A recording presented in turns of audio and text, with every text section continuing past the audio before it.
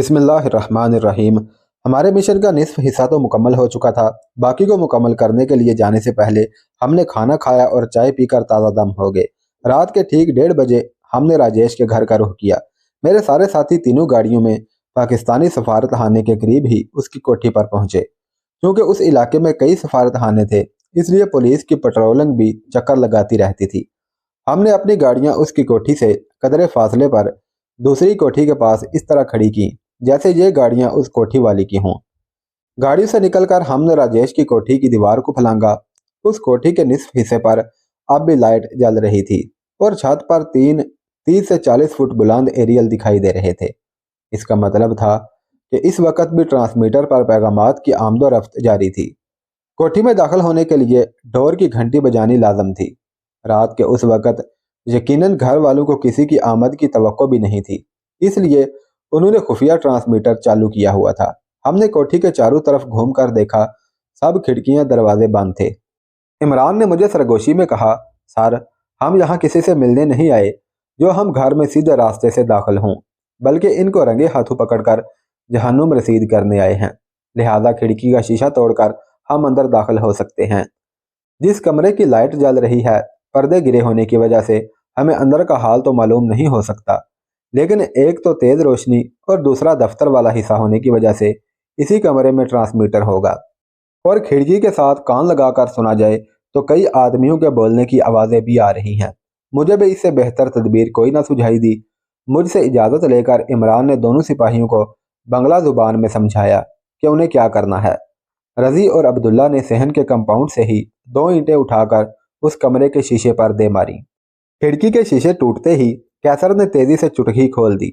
रजी और जेसीओ ने पर्दों को खींचा। दोनों सिपाही और फिर जेसीओ कूद कर अंदर दाखिल हो गए और रिवाल्वर निकालकर कमरे में मौजूद लोगों पर तान लिए।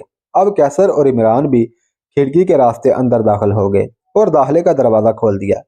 मैं, मुजम्मल, माहा और सीमा एक साथ उस दरवाजे से अंदर आ गए। अंदर का मंजर बड़ा दिलचस्प था।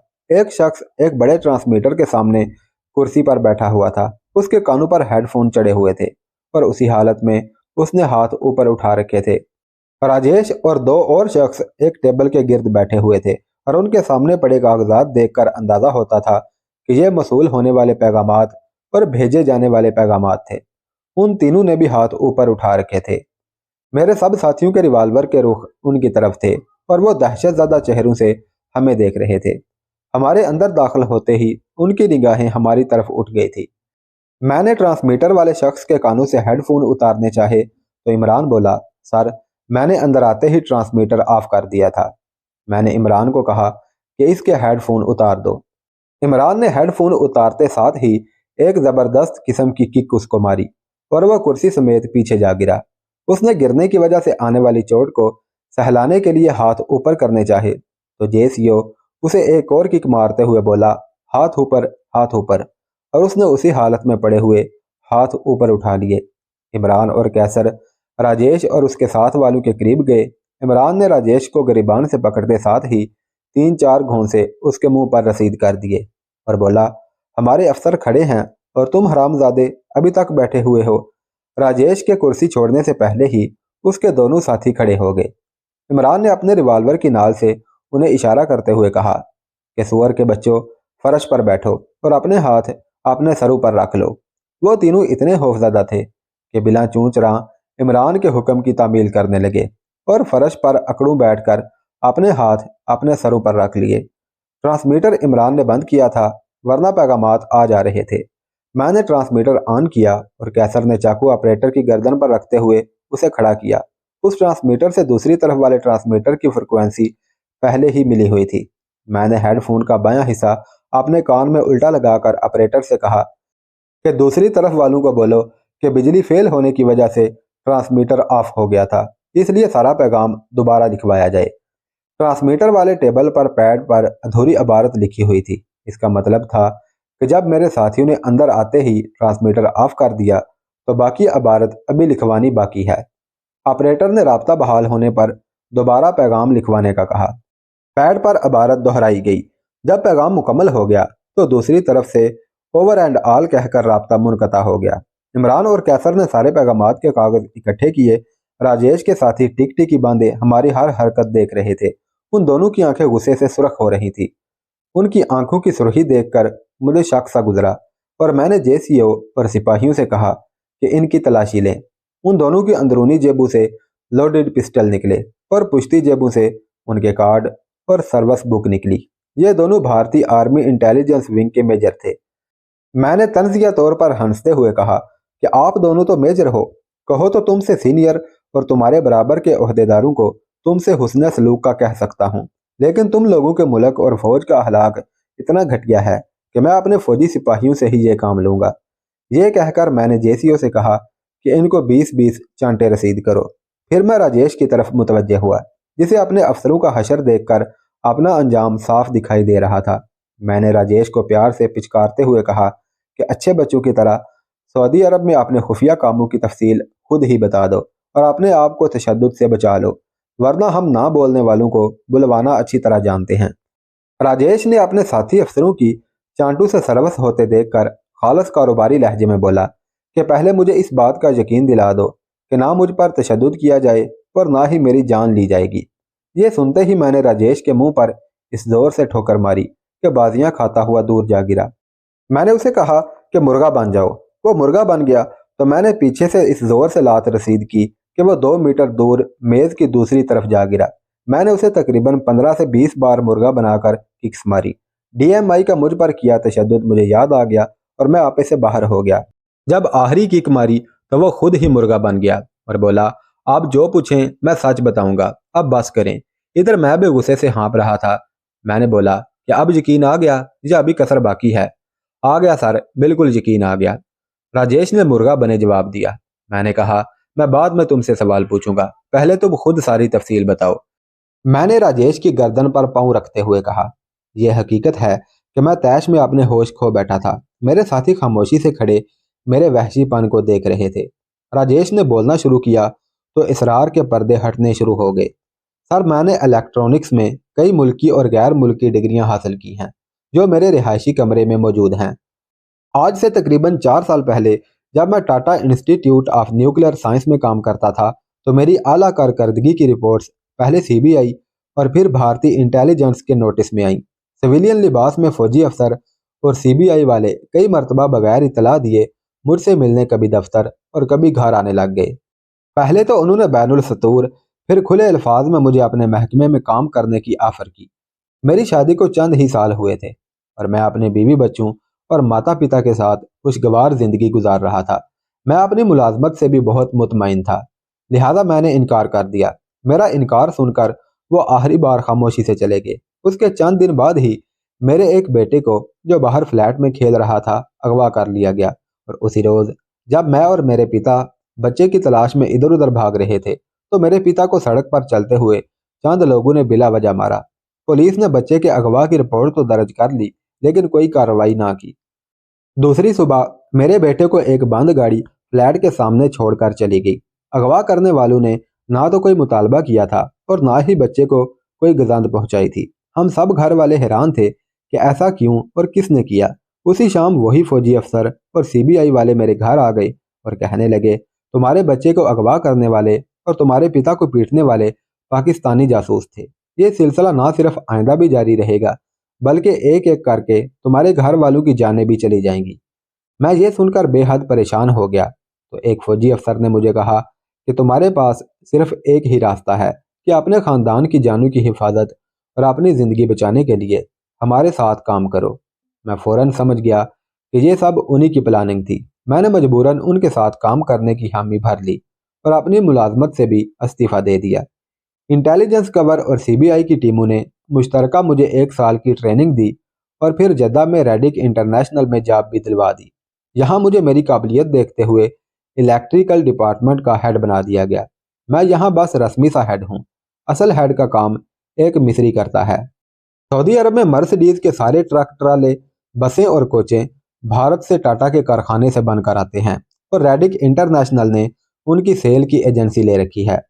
क्योंकि इलेक्ट्रिकल में टेलीकम्युनिकेशन मेरा खास शोबा था, लिहाजा मुझे ये काम सौंपा गया कि दमाम, जद्दा, रियाज, ताइफ, हमीस और मुशीत में वायरलेस ट्रांसमीटर नस्ब करूं कि उन सब का राब्ता जद्दा में मेन ट्रांसमीटर से रहे। मैंने पहले जद्दा में उस कोठी में बड़ा ट्रांसमीटर नस्ब किया और फिर मुख्तलिफ शहरों में छोटे ट्रांसमीटर लगाए। उनसे फारिग हुआ तो मुझे तल अबीब इसराइल जाने का हुक्म हुआ। मैं पहले तुर्की फिर वहां से इसराइल गया। वहां जाने के लिए मुझे एक दूसरे नाम से दूसरा पासपोर्ट दिया गया। तल अबीब में बहुत सारे भारतीय साइंसदान उनके एटमी रिएक्टर पर काम करते हैं। भारतीय और इसराइली साइंसदानों को अमरीकी उस्ताद साइंसदान ट्रेनिंग देते हैं। मैं 6 माह तल अबीब में रहा और वहाँ के मेन ट्रांसमीटर का जद्दा वाले मेन ट्रांसमीटर से राब्ता कायम किया। जद्दा वापस आकर भारतीय इंटेलिजेंस ने मुझे एक और काम सौंपा। ये काम माइक्रो ट्रांसमीटर को जो भारतीय डाक में बगैर किसी चेकिंग के सऊदीया पहुंच जाते हैं, उन्हें चेक करके ऑपरेशनल करना होता है। ये ट्रांसमीटर बोर्ड पिन साइज के हैं और उनके एक जानिब पिन लगी होती है और उनमें मरकरी बैटरी यूज होती है। उसकी रेंज 100 मीटर के दायरे तक होती है और हमारे भारतीय सफारती अमले और कारोबारी लोगों ने ऐसे सैकड़ों ट्रांसमीटर सऊदी अरब के मुख्तलिफ हसास मकामात, हसास महकमों, एयरपोर्ट, बंदरगाहों और सऊदी फौज के आला अफसरों के दफातर में छुपा कर लगा रखे हैं। उन्हीं की तादाद के बराबर हमारे छोटे पोर्टेबल ट्रांसमीटर उन इलाकों और शहरों में काम कर रहे हैं और तमाम इतलात इस बड़े ट्रांसमीटर को देते हैं। बड़े ट्रांसमीटर पर यह इतलात अच्छी तरह छान फटक करके हमारे जद्दा के मेन ट्रांसमीटर को दी जाती हैं और हम ये आने वाली इतलात बैक वक़्त दहली और तल अबीब को देते हैं। राजेश दम लेने रुका। मैं और मेरे साथी आंखें फाड़े और मुंह खोले राजेश के मुंह से निकलने वाले एक एक लफ्ज को गौर से सुन रहे थे। हमारे वहम गुमान में भी नहीं था कि भारत और इसराइल ने मिलकर सऊदी अरब में जासूसी का इतना वसी जाल फैला रखा है। राजेश ने मुझे मुखातब करते हुए कहा कि सर, फर्श पर बैठे बैठे मेरे घुटनों में दर्द होने लगा है। मैंने कैसर को इशारा किया। उसने ऑपरेटर की कुर्सी उसके करीब कर दी। राजेश कुर्सी पर बैठ गया। मैंने नरम लहजे में राजेश से कहा कि वो अपना बयान जारी रखे। सर, सीबीआई के आला अफसर मिस्टर जगदेश और जनरल हुक्म चंद मुझे 2 हफ्ते पहले मिले थे और मुझसे कहा था कि बहुत जल्द हमारे हाथ एक आला न्यूक्लियर फार्मूला आ जाएगा जिसे तुम देखोगे कि वो किस हद तक दुरुस्त है। इस मुलाकात के बाद वो दोनों फिर कभी नहीं आए। मैंने राजेश से पूछा कि क्या उसके पाकिस्तानी सफारती अमले से भी ताल्लुकात हैं। सर, मैं कभी भी पाकिस्तानी सफारत खाने नहीं गया, लेकिन निचले सफारती अमले के जरिए मैंने सारे सफारती अमले, सेकंड सेक्रेटरी से लेकर मिलिट्री अटैची तक के दफातर में छोटे ट्रांसमीटर नस्ब करवा दिए हैं और पाकिस्तानी सफारत खाने में होने वाली एक एक बात हम तक पहुंच रही है। इस वक्त सफारत खाना बंद है, वरना मैं वहां होने वाली सारी गुफ्तगू आपको सुनवाता। मैंने राजेश से कहा कि मुझे तुम्हारे सारे सऊदी अरब में लगाए गए ट्रांसमीटर की तफसील चाहिए। राजेश ने कहा कि एक ब्रीफ केस है जो रिहायशी हिस्से में पड़ा है, उसमें सब तफसील मौजूद है। मैंने इमरान को कहा कि वो राजेश को उसके रिहायशी हिस्से में ले जाए। राजेश के पाँव से रस्सी खोल दी गई और बंधे हुए हाथों के साथ वो एक बड़ा ब्रीफ केस ले आया। राजेश के हाथ बंधे होने की वजह से ब्रीफ केस इमरान ने उठा रखा था। राजेश ने कुर्सी पर बैठते हुए कहा कि इस ब्रीफ केस का लॉक पेचीदा नंबरों वाला है, अगर मेरे हाथ खोल दें तो मैं लॉक खोल दूंगा। इस सारी गुफ्तगू के दौरान माहा और सीमा भी कमरे में आ चुकी थी। मेरे कहने पर इमरान ने राजेश के हाथ खोल दिए। इमरान ने राजेश के हाथ खोलने के लिए ब्रीफ केस फर्श पर रख दिया। माहा करीब ही खड़ी थी। उसने ब्रीफ केस राजेश को देने के लिए उठाया तो राजेश ने मुंह ही मुंह में कुछ पढ़ना शुरू कर दिया। हमें सिर्फ भगवान की समझ आई। माहा ने ब्रीफ केस उठाया और राजेश को देने के लिए आगे बढ़ी। यकायक वो ठिठकी और राजेश से बोली, सच बताओ, ब्रीफ केस में क्या है? सिर्फ कागजात और डायरियां, राजेश ने जवाब दिया। तो माहा ने ब्रीफ केस दूर ले जाकर रख दिया और राजेश के करीब आकर अपने दाएं हाथ की उंगली राजेश की आंख में चबोकर बोली, सिर्फ कागजात और डायरियां या 10 किलोग्राम धमाका खेज बारूद जो ब्रीफ केस खुलते ही फट जाता और इस कोठी के अलावा इर्द गिर्द की इमारतों को भी मलबे का ढेर बना देता है। माहा की बात सुनते ही राजेश तेजी से उठा और ब्रीफ केस की जानब भागा। माहा उसके रद्दे अमल के लिए बिल्कुल तैयार खड़ी थी। उसने अपनी टांग राजेश की टांगों में फंसाकर उसे फर्श पर चित कर दिया। यह सब चंद सेकंड में हुआ। हम अभी तक मामले की तह तक भी ना पहुंचे थे कि माहा बोली, इस ब्रीफ का वजन जरा चेक करें, कम अज कम 13 किलो होगा। इस किस्म के ब्रीफ केस मोसाद वाले यूज करते हैं, लेकिन इनमें टाइम बम होते हैं। इस किस्म के ब्रीफ केस खुद कुछ मुहिम पर जाने वालों को दिए जाते हैं। राजेश ने जो अपना राज फाश होते देखा तो चीख चीख कर बोला कि मैं तुम पाकिस्तानियों से इंतहाई नफरत करता हूँ। तुम लोगों ने हमारे महान भारत के टुकड़े कर दिए। हमने तुम्हारा मशरकी हिस्सा तुमसे अलग कर दिया, मगर वहां भी मुसलमानों की हुकूमत बनी। तुम लोग मलीच हो। जिस तरह इसराइली अजीम इसराइल बनाने में दिन रात कोशां हैं, इसी तरह हम भी एक दिन महाभारत बना लेंगे। मैं तुम लोगों के हाथों जिंदा रहना तो दूर की बात है, मरना भी पसंद नहीं करूंगा। ये औरत मजीद चंद मिनट ना बोलती तो मेरे साथियों समेत तुम सभी के जिस्मों के टुकड़े यहाँ बिखरे नजर आते। राजेश, जो चारू शाने चित फर्श पर गिरा पड़ा था, अचानक अपनी गर्दन सुकेड़ कर गर्दन में डोरी में बंद कैप्सूल को निगल लिया। यह सब इतना अचानक हुआ था कि जब हम समझे, राजेश के मुंह से झाग बहना शुरू हो चुकी थी और उसका जिस्म तड़पने लगा था। मुजम्मल और मैंने उसके बाजू पकड़े और इमरान और कैसर ने उसकी टांगे, ताकि वो मजीद ना भड़क सके, और फिर वो ठंडा हो गया। हम सब की आंखें राजेश की बहादुरी से जान देने पर नम हो गई। दुश्मन ही क्यों ना हो, उसकी बहादुरी को हराजे अकीदत पेश ना करना कम ज़रफ़ी होती है। बोझल दिलों के साथ हमने राजेश के रिहायशी हिस्से की तलाशी ली और जो कागजात और डायरियां हाथ लगी इकट्ठी की। बाकी तीनों भारतीय अब हमारे लिए बेकार थे, लेकिन उनका जिंदा रहना हमारे लिए मुसीबत थी।